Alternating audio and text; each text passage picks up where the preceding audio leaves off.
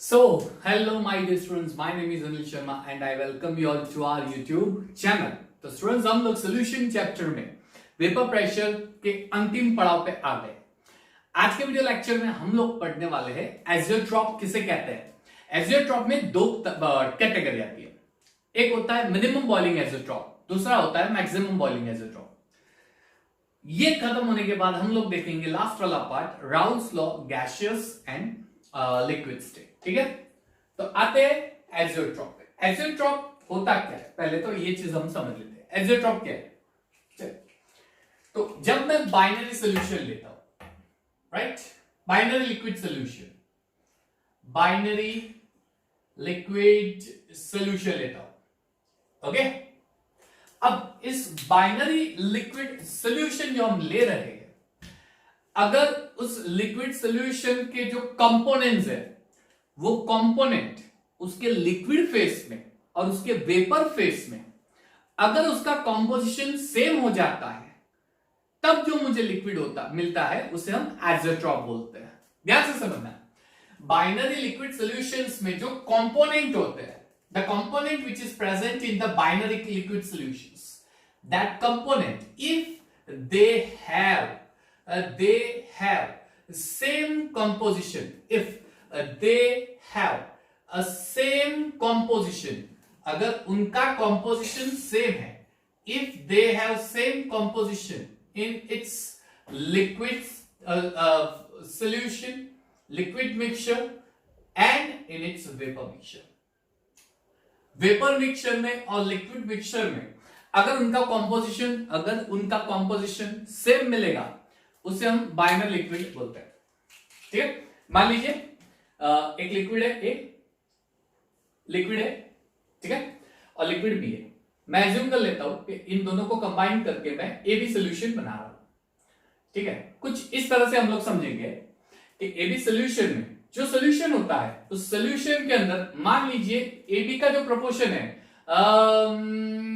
करीबन ऐसे समझ लो कि 80% ए है एंड 20% बी है, ऐसा मान लेते हैं। ये ए है एंड बी है, ये लिक्विड में। और अगर आप वेपर में देखोगे तो वेपर में भी अगर उसका कंपोजिशन 80% ए होता है एंड 20% बी होता है, यानी आप देख लो लिक्विड में भी ए और बी का प्रोपोर्शन और वेपर उनके गैसियस स्टेट में भी ए और बी का प्रोपोर्शन सेम होता है। तो अगर मुझे कुछ इस तरह के सोल्यूशन मिल जाते हैं जिसमें वेपर में और लिक्विड सोल्यूशन में अगर उन कंपोनेंट का कॉम्पोजिशन सेम होता है, तो उसे हम बोलते हैं एजियोट्रॉप्स। ठीक है, अच्छा, इन एजियोट्रॉप की कुछ खासियत होती है। ठीक है, इनकी कुछ खासियत होती है। क्या होती है बच्चों, थोड़ा ध्यान से समझना, क्या खासियत होती है। तो अगर आप इस लिक्विड को डिस्टिल करना चाहोगे,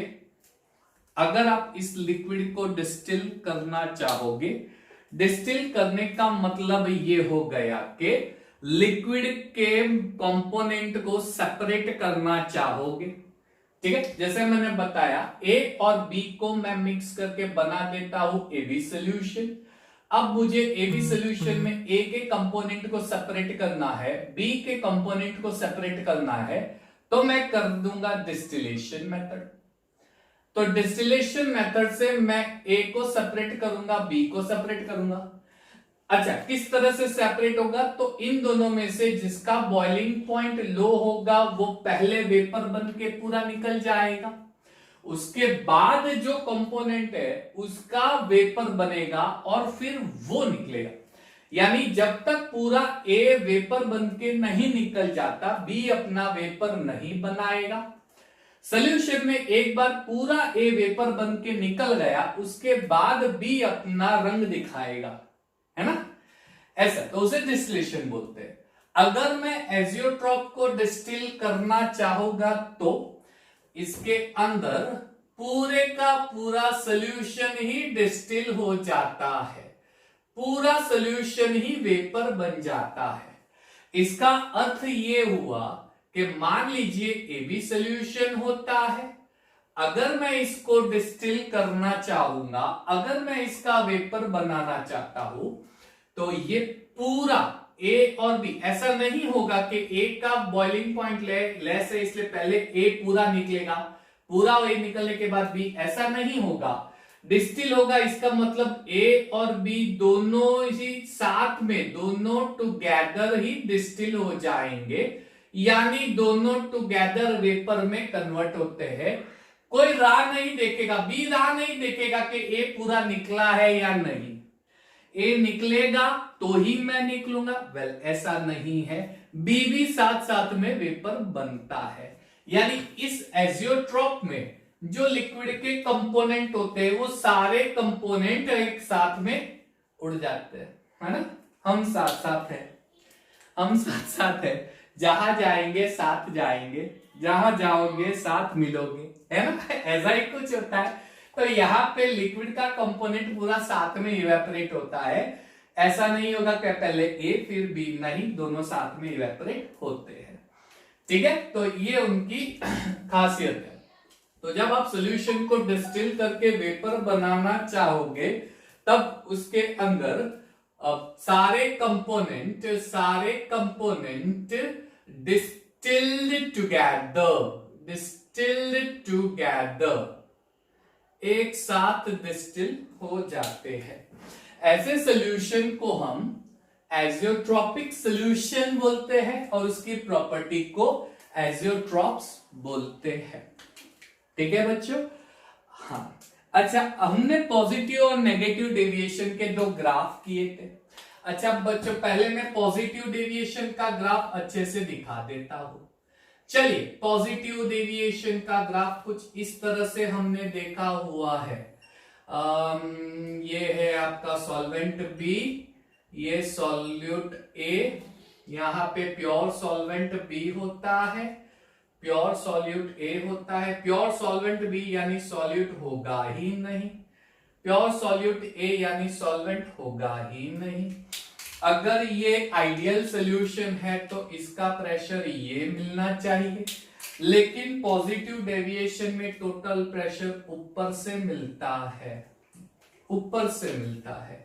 अब ये पॉइंट ऐसा पॉइंट है बच्चों, इस पॉइंट पे लिक्विड का वेपर प्रेशर मैक्सिमम हो जाएगा। लिक्विड का जो वेपर प्रेशर होता है ना बच्चों, वो मैक्सिमम हो जाता है ये पॉइंट पे। अब इस मैक्सिमम वेपर प्रेशर पे जो बॉइलिंग पॉइंट होगा वो मिनिमम होगा, मैक्सिमम वेपर प्रेशर पे जो बॉइलिंग पॉइंट है वो मिनिमम होगा। बॉइलिंग पॉइंट क्या होता है मैं एलिवेशन इन बॉइलिंग पॉइंट पे आपको समझाऊंगा। एलिवेशन इन बॉइलिंग पॉइंट में मैं आपको बॉइलिंग पॉइंट की डेफिनेशन दूंगा बच्चों। तो ये प्रेशर जो है मैक्सिमम हो जाता है, इस प्रेशर पे जो बॉइलिंग पॉइंट होगा मिनिमम होगा। इस पॉइंट पे जो कॉम्पोजिशन होता है उसे हम एजियोट्रॉप कॉम्पोजिशन बोलते हैं। यानी ये एक ऐसा पॉइंट है जहां पे लिक्विड के कंपोनेंट एक साथ उड़ जाएंगे, यानी डिस्टिल टुगेदर। यानी ये ऐसा पॉइंट है जहां पे एजियोट्रॉपिक मिक्सचर मिलता है और उसका वेपर प्रेशर मैक्सिमम होता है, इसे हम बोलते हैं मैक्सिमम एजियोट्रॉप वेपर प्रेशर। अच्छा, इस पे बॉइलिंग पॉइंट मिनिमम होता है तो इसको हम बोलते हैं मिनिमम बॉइलिंग एजियोट्रॉप, ठीक है बच्चों। कंफ्यूज होने की बिल्कुल जरूरत नहीं है। पॉजिटिव डेविएशन में एक पॉइंट पे वेपर प्रेशर मैक्सिमम होता है, उस मैक्सिमम वेपर प्रेशर पे मुझे लिक्विड का एजियोट्रॉप मिलता है।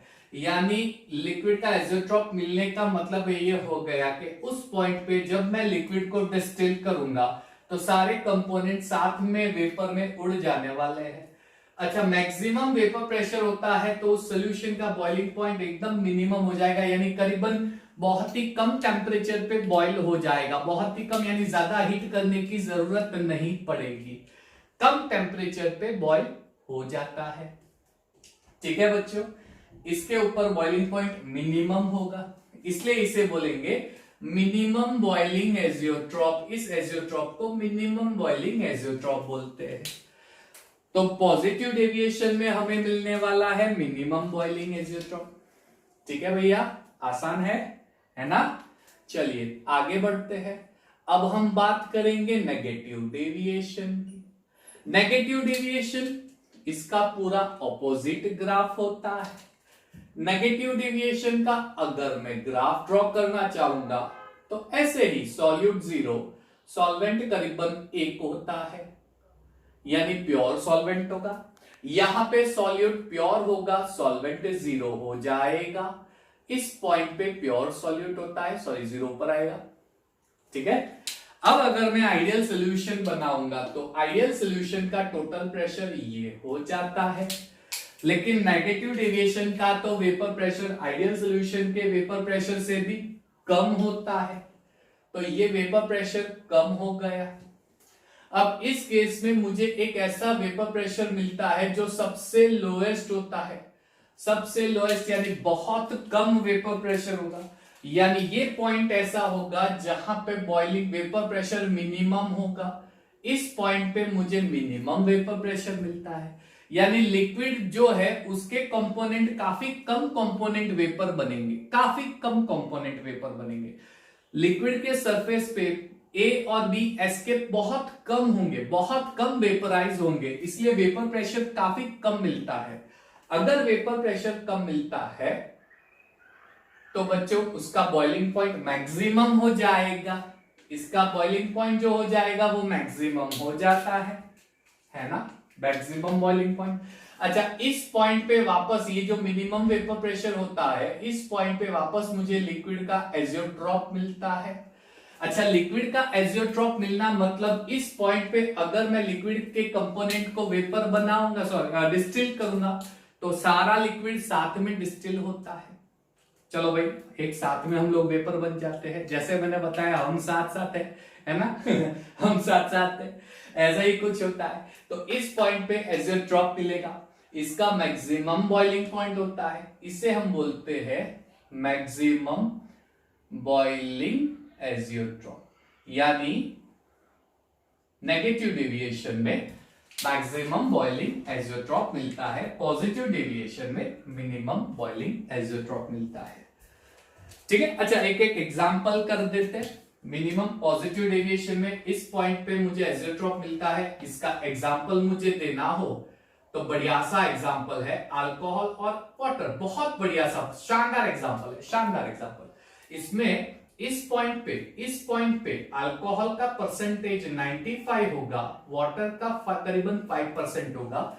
इसका मतलब हुआ इस पॉइंट पे ये जो अल्कोहल वाटर का मिक्सचर होता है, इस मिक्सचर में लिक्विड के अंदर भी वाटर अल्कोहल का प्रोपोर्शन 95:5 होगा और वेपर में भी वाटर और अल्कोहल का प्रोपोर्शन 95:5 होने वाला है। चाहे आप लिक्विड लो चाहे आप वेपर लो, दोनों ही केस में इसका प्रोपोर्शन 95:5 ही होगा, यानी वेपर में भी इसका कंपोजिशन 95:5 होगा, लिक्विड में भी इसका कंपोजिशन 95:5 होगा। ये बेस्ट एग्जांपल। अच्छा, मुझे मैक्सिमम बॉइलिंग एजियोट्रॉप के एग्जांपल देना हो तो नाइट्रिक एसिड और वाटर पे, यानी HNO3 प्लस वाटर, ये एक और बेहतरीन सा एग्जांपल हो गया। ठीक है, अच्छा इस पॉइंट पे नाइट्रिक एसिड और वाटर का प्रोपोर्शन करीबन 68%:32% होता है, यानी 68% HNO3 के पार्टिकल्स होंगे, 32% वाटर के पार्टिकल्स होंगे। लिक्विड में भी ये कॉम्पोजिशन सेम रहेगा, वेपर में भी ये कॉम्पोजिशन सेम रहता है, इसे बोलते हैं मैक्सिमम बॉइलिंग एजियोट्रॉप। ठीक है, इसे अच्छे से नोट डाउन कर लो, बढ़िया सा। ठीक है, चलिए, तो ये हो गया पूरा एजियोट्रॉप का कॉन्सेप्ट। ठीक है बच्चों, चलिए अब हम बात करने वाले हैं नेक्स्ट कॉन्सेप्ट, राउल्स लॉ का आखिरी केस, और यहां पे राउल्स लॉ खत्म कर देंगे। ठीक है, चलिए बच्चों, राउल्स लॉ का एक बेहतरीन सा एग्जांपल हम लोग लेते हैं। ठीक है बच्चों, ध्यान से देखना। Gaseous solute in liquid salt. बच्चों, हमने सॉल्यूशन चैप्टर में डायरेक्ट कॉलिगेटिव प्रॉपर्टी से स्टार्ट किया हुआ है, लेकिन अगर आपने टेक्स्ट बुक पढ़ी होगी तो वहां पे आपने ये देखा होगा कि अगर आप किसी गैस के सॉल्यूट को, यानी सॉल्यूट गैसियस स्टेट है, उसको अगर आप लिक्विड सॉल्वेंट में मिक्स कर देते हो, आपने शायद ये पढ़ा होगा, ठीक है, गैस सॉल्यूट को लिक्विड सॉल्वेंट में बच्चों अगर आप मिक्स कर देते हो, ओके, तो वो ओबे करेगा हेनरीज लॉ को, ठीक है, हेनरीज लॉ को। यानी गैसियस सॉल्यूट और लिक्विड सॉल्वेंट का जो केस होता है वो हेनरीज लॉ होता है। हेनरीज लॉ क्या होता है? P is equal to KH into mole fraction of solute। Raoult's law क्या होता है? PA is equal to P0A into XA। ये Raoult's law, pressure, total pressure of solute, है ना। अच्छा, इसका मतलब जब आप सॉल्यूट गैस लेते हो और सॉल्वेंट लिक्विड लेते हो, तो इन दोनों केस में मुझे सिर्फ कांस्टेंट का डिफरेंस दिखेगा, बाकी सारी चीजें सेम होती है। हेनरीज लॉ में जो कांस्टेंट होता है बच्चों वो KH होता है, राउल्स लॉ में जो कांस्टेंट होता है वो P0A। ये होता है सॉल्यूट की सॉल्युबिलिटी से रिलेटेड पार्ट KH। अगर किसी सॉल्यूशन में KH की वैल्यू ज्यादा है तो सॉल्युबिलिटी गैस की कम होगी, कम सॉल्युबल होगा गैस। अगर किसी सॉल्यूशन में KH का वैल्यू कम है तो वो सॉल्यूशन में ज्यादा सॉल्युबल होगा, ठीक है। P0A होता है किसी प्योर सॉल्वेंट का वेपर प्रेशर, है ना, प्योर सॉल्वेंट का वेपर प्रेशर, ये डिफरेंस होता है। अच्छा, Raoult's law and Henry's law. अच्छा, Raoult's law is applicable for a long wide range of solubility। फर्क और क्या है? हेनरीज लॉ ज्यादातर जब हम बात करते हैं it is with respect to the solute which is dissolve in a solvent, और जब हम राउल्स लॉ की बात करते हैं it is with respect to the pure solvent of vapour pressure. यानी जहां पे हेनरीज लॉ यूज होता है वहां पे राउल्स लॉ तो यूज होगा ही, क्योंकि सॉल्यूट को सॉल्वेंट में डालते हैं तो सोल्यूशन में चेंजेस आते हैं, तो विथ रिस्पेक्ट टू सॉल्यूट। लेकिन जहां पे राउल्स लॉ यूज करते हैं वहां पे हेनरीज लॉ यूज होता है, ये जरूरी नहीं है बच्चों, ये जरूरी नहीं है।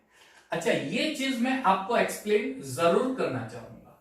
ये देखो, यहां पे मैं आपको एक चीज बढ़िया सी इंफॉर्मेशन देता हूं, ये चीज समझना। जहां पे हेनरीज लॉ यूज होता है वहां पे राउल्स लॉ तो यूज बिल्कुल होगा, लेकिन जहां पे राउल्स लॉ यूज होता है वहां पे हेनरीज लॉ यूज नहीं भी हो सकता है।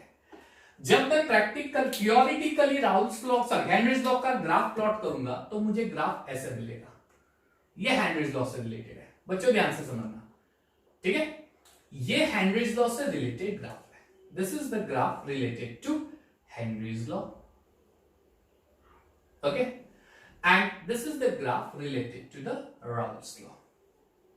थोड़ा और नीचे से कर देते तो बढ़िया हो जाएगा। चलिए, ये है आपके राउल्स लॉ से रिलेटेड ग्राफ।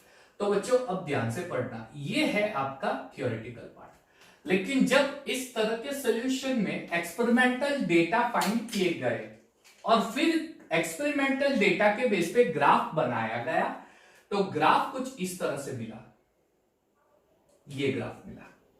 यानी अगर आप प्रेशर हाई कर दोगे बच्चों, अगर आप प्रेशर हाई कर दोगे तो वहां पे राउल्स लॉ तो एप्लीकेबल होगा, लेकिन हेनरीज लॉ एप्लीकेबल नहीं होगा। अगर आप इनफाइनाइट डाइल्यूशन करते हो तो इनफाइनाइट डाइल्यूशन का मतलब हो गया मैक्सिमम सॉल्यूट को सोल्यूबल करोगे, ठीक है। इनफाइनाइट डाइल्यूशन का मतलब मैक्सिमम वाटर होगा, सॉल्यूट कम होगा, तो उस केस में राउल्स लॉ तो एप्लीकेबल होगा, हेनरीज लॉ एप्लीकेबल नहीं होगा। लेकिन अगर उसी कंडीशंस में अगर आप सॉल्यूट का प्रोपोर्शन ज्यादा लोगे सॉल्वेंट के कंपैरिजन में, ये सॉल्यूट है, XA is equal to 1, XB is equal to 0, यहां पे XA is equal to 0, XB is equal to 1 है। यानी अगर आप सॉल्यूट का कॉन्सेंट्रेशन बहुत ही ज्यादा लोगे तो आप देखोगे कि इस पॉइंट पे दोनों लॉ एप्लीकेबल हो रहे हैं। अब जब मैं इनफाइनाइट डाइल्यूशन करने जाऊंगा तो यहां से सॉल्यूशन डेविएट होके राउल्स लॉ की ओर मुड़ जाएगा, लेकिन वो हेनरीज लॉ को मीट नहीं करेगा। इसका मतलब वाइड रेंज ऑफ प्रेशर पे राउल्स लॉ तो यूज हो सकता है, हेनरीज लॉ शायद नहीं होगा। ज्यादातर आप बोल सकते हो लो प्रेशर जब होता है, यानी गैस का प्रोपोर्शन बहुत ज्यादा होगा, लो प्रेशर और हाई प्रेशर का ये डिफरेंस आप समझ सकते हो। लो प्रेशर होता है, लो प्रेशर का मतलब ये हो गया कि गैस का पार्टिकल काफी कम है तो राउल्स लॉ एप्लीकेबल होगा। अगर हाई प्रेशर यानी गैस बहुत ही ज्यादा है तो हेनरीज लॉ एप्लीकेबल होगा। ये बहुत ही समझने जैसी चीज है एक्सपेरिमेंट के लिए। तो हम क्या बोलेंगे, जहां पे हेनरीज लॉ यूज होता है इस केस में सोल्यूशन में राउल्स लॉ तो यूज होता है, लेकिन जहां पे राउल्स लॉ यूज होता है वहां पे हेनरीज लॉ यूज नहीं भी हो सकता है। ये चीज बच्चों याद रखना। तो गैस में ये पार्ट काफी इंपॉर्टेंट है। ये चीज जो है ये आपको सिर्फ याद रखना है, एंट्रेंस लेवल से शायद आ सकता है। ठीक है, तो ये हो गया Raoult's law for a gaseous solute and a liquid solvent. ठीक है बच्चों, अच्छा स्क्रीनशॉट लेके अगर इसको आपको करना हो तो आप कर सकते हो। ओके चलिए, तो यहां पे हम लोग आज का लेक्चर खत्म कर रहे हैं, पूरा खत्म हो गया। अब हम कॉलिगेटिव प्रॉपर्टी के बारे में डिस्कशन करेंगे। तो मेरे नेक्स्ट वीडियो लेक्चर में हम लोग करेंगे relative lowering of vapour pressure, और उससे रिलेटेड कुछ न्यूमेरिकल्स और कुछ मोस्ट एक्सपेक्टेड क्वेश्चंस जो आ सकते हैं उसी वीडियो लेक्चर में खत्म कर देंगे। फिर हम करेंगे elevation in boiling point, depression, सारे चीज हम कुछ इस तरह से ही कवर करने वाले हैं बच्चों। तो यहां पे हम लोग खत्म कर रहे हैं। अपना ध्यान रखिएगा, take care of yourself, keep studying, keep going as it is, take care of yourself again. Thank you everyone and have a nice